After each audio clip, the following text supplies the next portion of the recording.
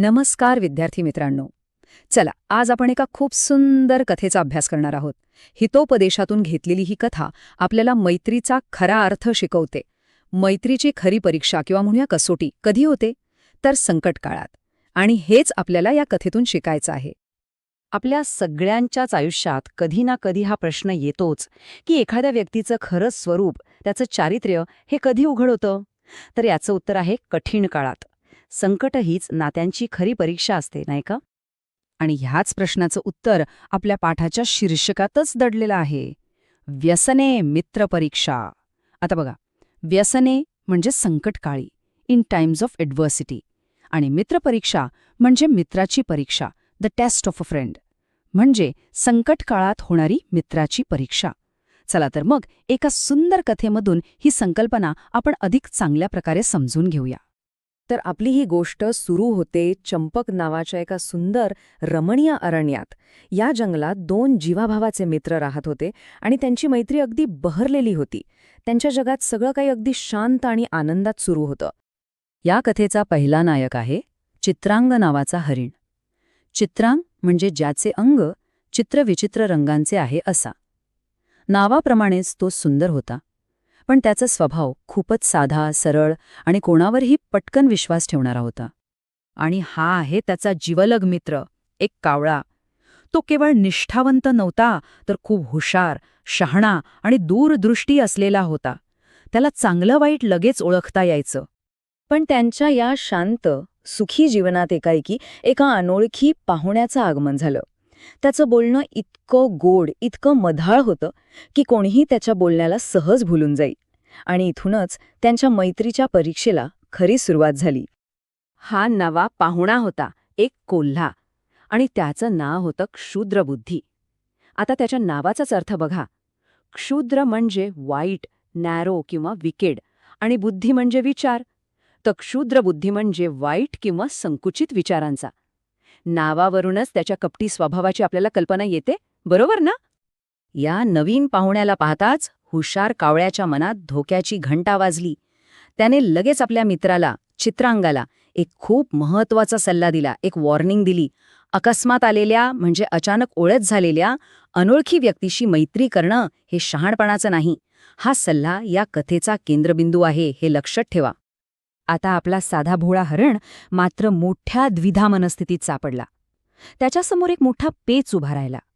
एका बाजूला होता त्याच्या जिवलग मित्राचा, कावळ्याचा सावधगिरीचा सल्ला, आणि दुसऱ्या बाजूला होता कोल्ह्याचा गोड बोलणं, जे त्याला विश्वास ठेवायला सांगत होतं. आणि अखेर चित्रांग कोल्ह्याच्या गोड बोलण्याला भुलला. तो क्षुद्रबुद्धी कोल्हा त्याला आमिष दाखवून एका धान्याने भरलेल्या हिरव्यागार शेतापर्यंत घेऊन गेला. पण यामागे कोल्ह्याचा एक छुपा आणि दुष्ट हेतू होता. आणि व्हायचं तेच झालं. ते शेत म्हणजे एक धोकादायक सापळा होता. चित्रांग त्या शेतात शिरताच शेतकऱ्याने लावलेल्या जाळ्यात पुरता अडकला. आणि इथेच त्याच्या व्यसन म्हणजेच खऱ्या संकटाची, त्याच्या परीक्षेची सुरुवात झाली. हरणाला जाळ्यात अडकलेलं पाहताच कोल्ह्याचा खरा स्वार्थी चेहरा समोर आला. तो मनातल्या मनात काय म्हणतो बघा, अरे वा, माझी इच्छा पूर्ण झाली. आता लवकरच मला या हरणाची मोठी मेजवानी मिळेल. त्याचा दुष्टपणा इथे अगदी स्पष्ट दिसतो. जेव्हा जाळ्यात अडकलेल्या हरणाने मदतीसाठी कोल्ह्याकडे याचना केली, तेव्हा त्याने एक खोटं नाटकारण दिलं. तो काय म्हणाला, अरे मित्रा, मी या जाळ्याला हात लावू शकत नाही, कारण आज माझा उपवासाचा दिवस आहे.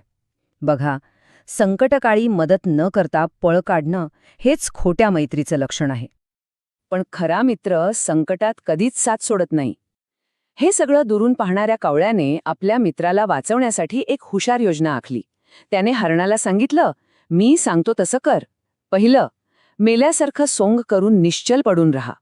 दुसरं, पोटात हवा भरून ते टम्म पुगाव. तिसरं, तुझे पाय ताठ कर. आणि सगळ्यात महत्वाचं, जेव्हा शेतकरी तुला जाळ्यातून बाहेर काढेल, तेव्हा क्षणाचाही विलंब न लावता पळून जा. आणि काय आश्चर्य, कावळ्याची योजना तंतोतंत यशस्वी झाली. हरणाला मेलेलं समजून शेतकऱ्याने त्याला जाळ्यातून मुक्त केलं आणि त्याच क्षणी तो तिथून पळून गेला. पण या सगळ्यात झालं काय की रागावलेल्या शेतकऱ्याने जो दांडा हरणाच्या दिशेने फेकला, तो जवळच लपून बसलेल्या त्या दुष्ट कोल्ह्याला लागला आणि तिथेच त्याचा अंत झाला. या संपूर्ण घटनेतून चित्रांगाला एक मोठी आणि तितकीच कटू शिकवण मिळाली. ती म्हणजे जे आपले हितचिंतक मित्र असतात, जे आपलं भलं इच्छितात, त्यांचा सल्ला जर आपण ऐकला नाही तर आपण स्वतःच संकटाला आमंत्रण देतो. ही जी सुंदर कथा आपण अभ्यासली ती हितोपदेश या प्रसिद्ध संस्कृत ग्रंथामधून घेतलेली आहे. नारायण पंडित यांनी साधारणपणे 12व्या शतकात हा ग्रंथ रचला. याचा मुख्य उद्देश होता राजपुत्रांना नीती म्हणजेच व्यवहारज्ञान शिकवणं, जेणेकरून ते एक सुजाण आणि विवेकी आयुष्य जगू शकतील. तर मग ह्या कथेतून आपल्याला काय शिकायला मिळतं? पहिली गोष्ट, गोड बोलण्यामागे, स्तुतीमागे एखादा वाईट हेतू लपलेला असू शकतो. दुसरी, खरा मित्र नेहमी आपल्याला सावध करतो, तो प्रामाणिक सल्ला देतो. तिसरी, संकट काळातच माणसाचं खरं स्वरूप, त्याचं चारित्र्य समोर येतं. आणि सर्वात महत्त्वाचं म्हणजे बुद्धी ही कपटापेक्षा नेहमीच श्रेष्ठ ठरते. ही कथा आपल्याला शेवटी एका खूप महत्त्वाच्या प्रश्नावर विचार करायला लावते.